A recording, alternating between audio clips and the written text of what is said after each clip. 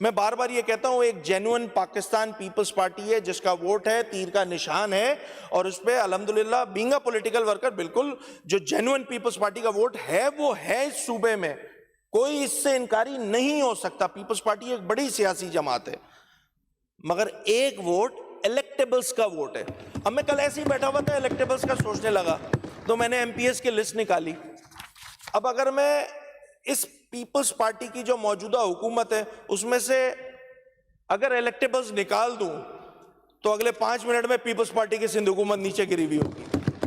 मैं आपको प्रूफ दे देता हूं, मिसाल भी दूंगा, नाम नहीं दूंगा फिर वो बुरी सी बात हो जाएगी, नाम लेना फिर अच्छा नहीं लगेगा। PS2 में जो साहब आपके एमपीए बनते हैं ना, उनको अगले इलेक्शन में पीपल्स पार्टी टिकट नहीं दे, उसके बाद पीपल्स पार्टी वहां जीत के दिखा दे, नहीं जीत सकती।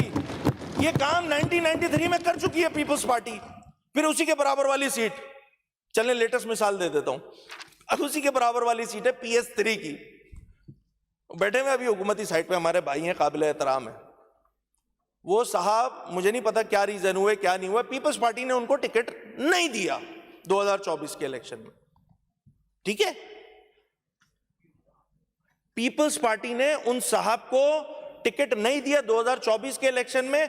पीपल्स पार्टी 2024 के इलेक्शन में जैकबाबाद से हार गई। पीपल्स पार्टी बड़ी मशहूर है, ये रहे ये नंबर्स हैं, नाम नहीं लेता हूं, चलें। वो इंडिपेंडेंट खड़े हुए थे भाई, तो जब इंडिपेंडेंट खड़े हुए वो, तो उनको मिल गए 39,600 वोट, और जो पीपल्स पार्टी का कैंडिडेट था वो रनर अप आया। तो आपकी पॉपुलैरिटी नहीं है, इलेक्टेबल्स के ऊपर आपकी हुकूमत है। तो ये मत गिनवाए करें हमने ये कर लिया, हमने वो कर लिया, तो इसलिए हमारे 83 थे फिर 100 हो गए। वो भाई पूरा पिछले मैं बजट स्पीच में पूरा ऑपरेशन करके बता चुका हूं। कश्मीर से बिजारानी को हटा देंगे अगर, तो फिर पीपल्स पार्टी किसी एक जियाले को टिकट देके वहां से जीत सकती है? नहीं जीत सकती है। शिकारपुर के शेख हटा दें, मेहर हटा दें, दुर्रानी हटा दें, दे किसी जियाले को वोट और पीपल्स पार्टी जीत के दिखाए। मैं भी देखता हूं कैसे जीतती है पीपल्स पार्टी। भाई मैं फैमिलीज का नाम ले रहा हूं, मैं किसी इंडिविजुअल का नाम नहीं ले रहा, मैं इस हुदूद और कयूद का ख्याल रखते हुए ये बातें कर रहा हूं। अब घोटकी के मेहर हैं, उनको हटा दें, उसके बाद जीत के दिखाए पाकिस्तान पीपल्स पार्टी। नहीं जीत सकती। हम बड़े पॉपुलर हैं, हम बड़ा काम कर रहे हैं, और तमाम ये पूरी लिस्ट है। मैं सिर्फ शहरों के नाम लेना पढ़ देता हूं, मैं नाम फैमिली का भी नाम नहीं लेता, चले छोड़ें, इसका भी ख्याल कर लेता हूं मैं। भाई घोटकी है, घोटकी से एक मखसूस फैमिली है, उसको नहीं मिलेगा तो पीपल्स पार्टी वहां से नहीं जीत सकती है। अच्छा सोचे, हाइपोथेटिकल बात कर रहा हूं स्पीकर साहब, खैरपुर में जैसे वसान फैमिली, मैं क्विकली चले जाता हूँ, दौलतपुर से डायरी साहब हैं, सांगड़ के जाम है, थेम है, उमरकोट के शाह है, तालपुर हैं, मिटियारी के मखदूम है, टंडो अलहयार के पिताफी हैं, हैदराबाद के शोर और मेमन है, बदीन के राहू हैं, ठट्टा सजावल के शिराजी हैं।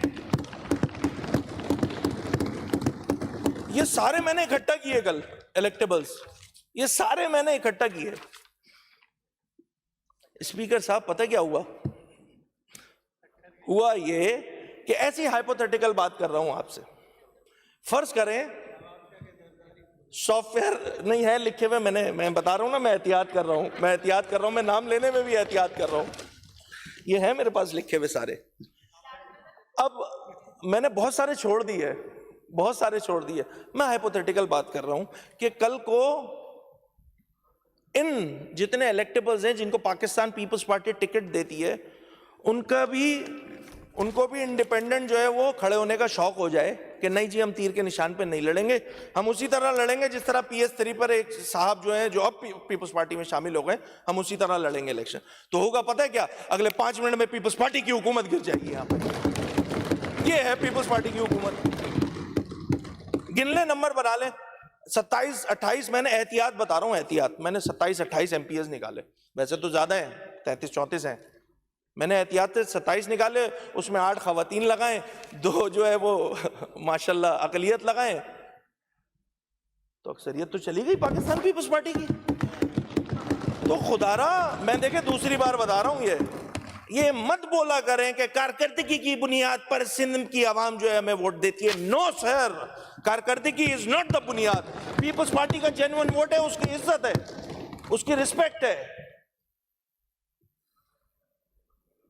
आपकी सीट पे नहीं आ रहा है स्पीकर साहब, तो ये इसका एहतियात किया करें, थोड़ा सा फैक्ट्स एंड फिगर को सामने रखते हुए बात किया करें। तो मेरे जहन में ये बात आई, कल ऐसी बैठे बैठे शरारत सूझी तो मैं लिखने बैठ गया, तो मैंने कहा मैं आपको बता दूं स्पीकर साहब।